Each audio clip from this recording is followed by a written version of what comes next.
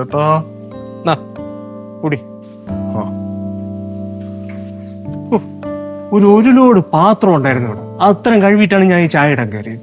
നിങ്ങൾക്ക് സഹായിക്കാൻ വേണ്ടിട്ട് എന്നെ കൂടെ വിളിക്കാൻ മേലായിരുന്നോ? അല്ല, മുത്തോണ്ടൻ ഇവിടെ പോയി. എടാ പാവ, ഇന്നലെ ഇവിടെ കിടന്ന് തൂത്ത് തുടച്ചുള്ള ജോലി എല്ലാം ചെയ്തത് മുത്തോണ്ണനാണ്. ഇന്നലെ കിടക്കാനും താമസിച്ചു, പിന്നെ ഞാൻ വിളിച്ചില്ല. എന്താണെങ്കിലേ അമ്മ ഒരു 8ന്റെ പണി തന്നിട്ടാ അങ്ങ് പെരുമ്പാവൂരിലേക്ക് പോയേക്കുന്നത്. അമ്മ താക്കോൽക്കൂട്ടം ഉണ്ടല്ലോ അമ്മയുടെ, അത് സുരഭിയാണ് ഏൽപ്പിച്ചിരിക്കുന്നത്. സുരഭിയുടെ കയ്യിൽ അത് കിട്ടിയ ശേഷം സുരഭി കയറി ഭരിക്കാൻ തുടങ്ങി ഭരണാധികാരിയായി. ഇന്ന് അടുക്കളയിൽ പോലും കയറിയിട്ടില്ല. അല്ലെങ്കിൽ എനിക്ക് ചായ രാവിലെ കൊണ്ട് തരുന്നവണം. ആജ്ഞാപിക്കില്ല ഫുൾ അങ്ങോട്ട്. മിക്കവാറും ഏട്ടത്തിന്റെ അടുത്ത് താക്കോൽക്കൂട്ടം കൊടുക്കാത്തത് കൊണ്ടായിരിക്കും ഏട്ടന്റെ അടുത്ത് ജഗട വഴക്കിടുന്നത്. എടാ, അവിടെ ഈ താക്കോലിനെ പറ്റിയുള്ള വഴക്ക് തന്നെയാണല്ലേ. അമ്മ ലക്ഷ്മിക്ക് ഒരു താക്കോൽ കൊടുക്കാൻ വേണ്ടി പറഞ്ഞെന്നും പറഞ്ഞു ഉണ്ണിയേട്ടൻ ഒരു താക്കോലുണ്ട് കൊടുത്തു. ഏത് ഉണ്ണിയേട്ടനോ? ആ, എനിക്ക് തോന്നുന്നു മിക്കവാറും 16 ദിവസം ഈ വീട് നല്ല രീതിയിൽ കൊണ്ടുപോകാൻ വേണ്ടി അമ്മ അങ്ങനെ ചെയ്തതായിരിക്കും. എന്നാലും പ്രത്യേകം താക്കോല് കൊടുക്കുന്നത് മനസ്സിലാവുന്നില്ല. സംഭവം താക്കോല് കിട്ടിയപ്പോ രണ്ടും വലിയ കൊച്ചമ്മമാരായി. എന്റെ പൊന്ന് ചേട്ടാ, ഇതിപ്പം നമ്മൾ 3 ആണുങ്ങളാണല്ലോ വീട്ടിലായത്. തൽക്കാലം നീ ഇപ്പൊ ഒന്നും പറയാൻ പോണ്ട.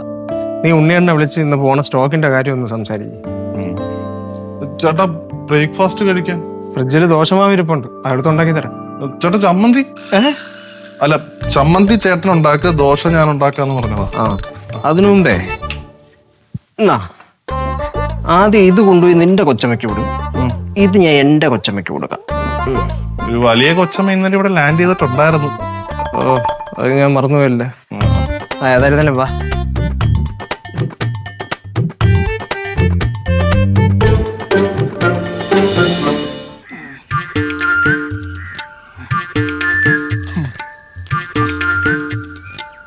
നീ എന്താ കാണിക്കണത്? നീ കർണാടകയിൽ മറ്റേ ഇവന്റ് മാനേജ്മെന്റ്.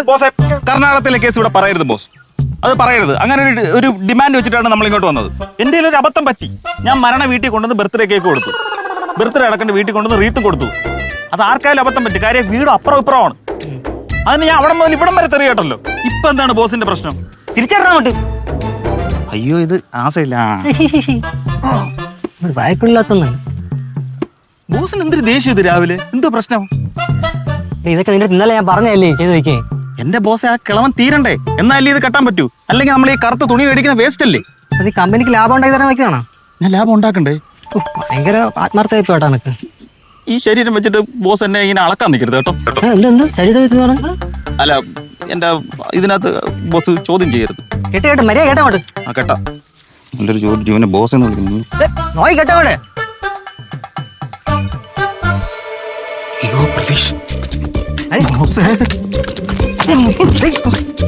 എന്താ ബോസ് ഒന്ന് കയറി കെട്ടിയേ.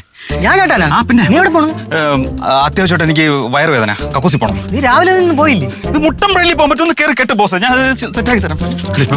പണിക്ക് വെച്ചാ പാന്റ് കൊണ്ട് പോണ്. പിന്നെ പാന്റ് വേണ്ടേ ബോസ്? എന്തിനു വർത്താനേ പറയുന്നത്? നല്ല കാര്യം, ഞാൻ ഇത് വെട്ടമല്ല.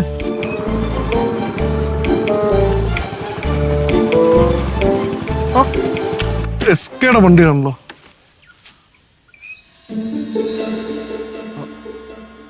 ബ്രോ, ഇത് എസ്കേടെ വണ്ടിയല്ലേ? അവനോടെ? ഇത് എന്റെ വണ്ടി. മോനെ, എസ്കേ എവിടെ? മോനെ ബ്രോ, എനിക്ക് നല്ല പ്രായമുണ്ട്. ഇത് എന്റെ വണ്ടിയാണ്. ബുക്കും പേപ്പർ എടുത്തില്ലല്ലേ, കാണിച്ചിട്ടായിരുന്നു. അല്ല, അപ്പം എസ്കേ എവിടെ ഇല്ലേ? എസ്കേ ആടാവേ, എനിക്ക് അറിഞ്ഞൂടാവേ. അറിയില്ല. ഇല്ല.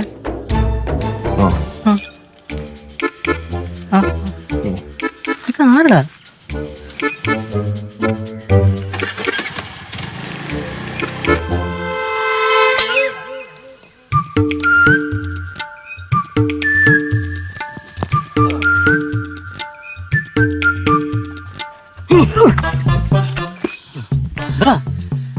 ഇപ്പൊ വന്ന എന്തിനു പറഞ്ഞത്? ചേച്ചി വണ്ടി ആരെയും ചോദിച്ചു. ബോസ് എന്താ പറഞ്ഞു? എന്റെ വണ്ടി പറഞ്ഞു. എന്താ? Very good. നീ ബാത്റൂം പോയില്ലേ?